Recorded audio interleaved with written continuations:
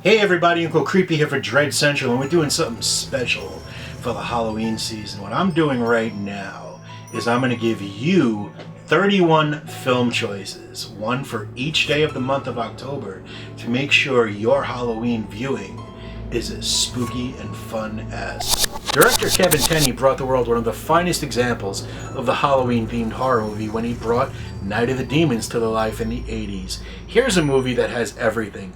Punk rock, hot chicks, loser guys who become heroes. I mean, it was the perfect formula for Halloween fun.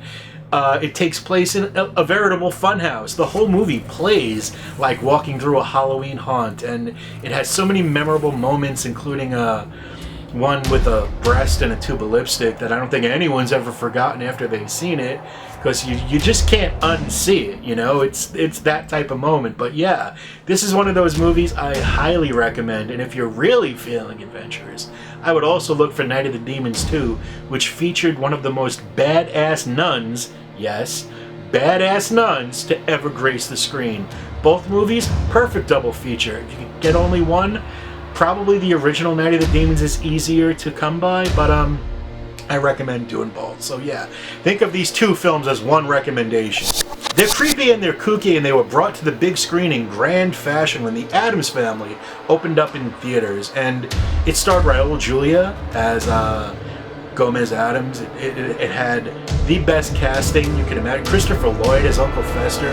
The movie's just fun from beginning to end. A little too much music for my liking, but it's so bizarre, and the humor is so subversive that it's a movie that should be seen, especially around Halloween, if you're looking for a little bit of goofy fun that doesn't take itself too seriously, but does deliver just the right amount of spooky. Check out The Addams Family. You won't be sorry. There are a few movies that are on this list, admittedly, that are current, because honestly, the quality of films has gotten a little weird over the years, and people aren't embracing the fun Halloween aspect as much as they should, because things have gotten a little darker in the genre, and I like that because that's how I like my horror. But I would be remiss if I didn't give a ridiculous amount of props to the latest Goosebumps movie. This movie had me bouncing in my chair like I was an 11-year-old. If I was 8 years old and I saw Goosebumps on the big screen, I would have thought it was the greatest film ever made. And for a movie like that to be able to tap into that childlike wonder in me, that says a lot. So if you haven't seen it, maybe you're not a fan of Jack Black, put all those reservations to the side and check out Goosebumps. And if you have a 3D TV and you have the tech, see it in 3D, because it is an absolute blast. It may not give you goosebumps, but I guarantee it'll have you smiling from ear to ear, and R.L. Stine is very pleased.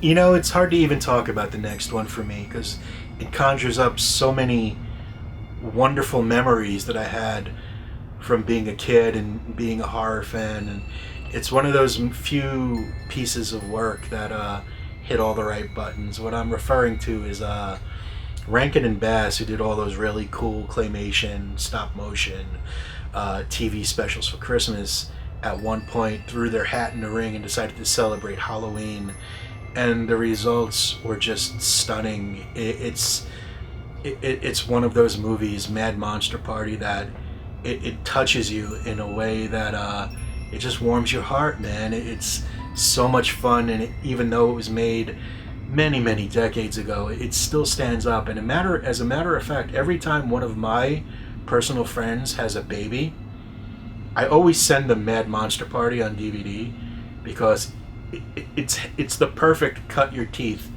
and introduction to the genre, especially for a child. And you know what? For those of us who grew up watching it and grew up loving it, it's every bit as good now as it was then. And God bless you, Mad Monster Party. You had a big part in my formative years, especially you, Boris. Oh, how I loved you.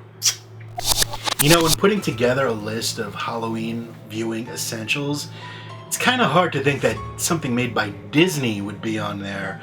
But if you're at all familiar with the genre, and of course author Ray Bradbury, then you know that Jack Clayton's adaptation of his classic tale, Something Wicked This Way Comes, more than earns its spot on any list. I mean, it is essential Halloween viewing. I believe it's available on a DVD with is it Mr. Toad's Wild Ride? Oh no, wait, that's The Legend of the Headless Horseman that's available with Mr. Toad's Wild Ride, and Something Wicked This Way Comes is separate. But the reason why I make that confusion is Adam Green bought me both DVDs one time, so to me they all blend together. But I will say that Something Wicked This Way Comes, it is the embodiment of the Halloween season. And don't guffaw at it because it's Disney and you've never seen it because you're a horror fan and you don't want to see any Disney movies. They're not doing so bad by Marvel.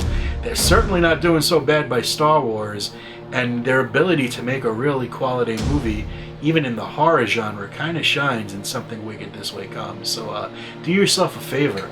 Head to this carnival. You won't be disappointed. Curses, man. I mean, a lot of films, a lot of times, people think that when you're working in a horror movie, there's always going to be something spooky going on set, and that's not always the case, but sometimes a line is drawn and something happens that defies all rational explanation, especially when it involves the tragic death of a film star. And unfortunately, The Crow, an adaptation of James O'Barr's graphic novel, it bears that distinction. Its star Brandon Lee was fatally killed while making the movie, and it gets no tragic than that, and it gets no scarier than that. And that's not to say that it's scary in a commercial way. It's heartbreaking, really. And I believe that The Crow would have made him a superstar. The only problem is he never got to enjoy that. And while he never got to experience that limelight, the movie is a gift for fans, and we will always hold him in our hearts, especially because the movie is so very badass. Take flight, see The Crow. Only the original, though. The other ones were terrible, especially that second one with that guy who I couldn't even understand him. I was like, what the fate of a familiar ghost? I have no idea what he said, but it's good enough to just ignore it. So yeah, check out the original The Crow. Face it, you cannot have Halloween without the Headless Horseman. And while the last Sleepy Hollow movie left a little bit to be desired, the one thing it did capture perfectly was the character of the Headless Horseman. This movie has more beheadings and more incredible beheadings than just about any other horror film I've seen. Its visuals are spectacular. Johnny Depp left a little to be desired as Ichabod Crane, but if you're watching Halloween-themed horror movies and Sleepy Hollow isn't on your list, you're doing something wrong. So hey, watch it for the head-spinning, flying, cutting action and enjoy yourself. It's a spooky treat that goes great with a bowl of popcorn and a real big jug of soda, like the big kind. You know what I mean? Like the kind that's fuck it. You know what I'm saying? Check out Sleepy Hollow. With Halloween, John Carpenter brought a character to the horror genre that was a force of nature, that was evil incarnate. So evil, it didn't really even bear a name. It was referred to as the Shape, but to everyone else, it was Michael Myers.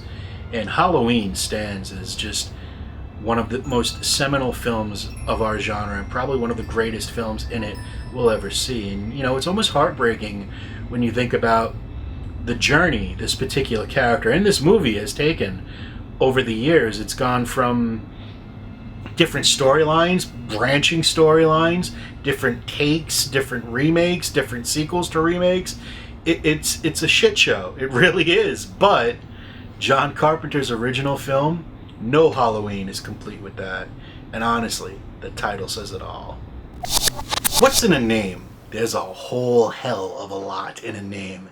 And if you need an example of that, probably the most sterling example of that, look no further than Halloween 3 Season of the Witch. Halloween 3, the third part of the Halloween franchise, unfortunately is much maligned. And that's sad because it's also one of the best films in the genre and probably the franchise, even though it is the bastard child for obvious reasons. But people lost their shit when the movie did not contain Michael Myers.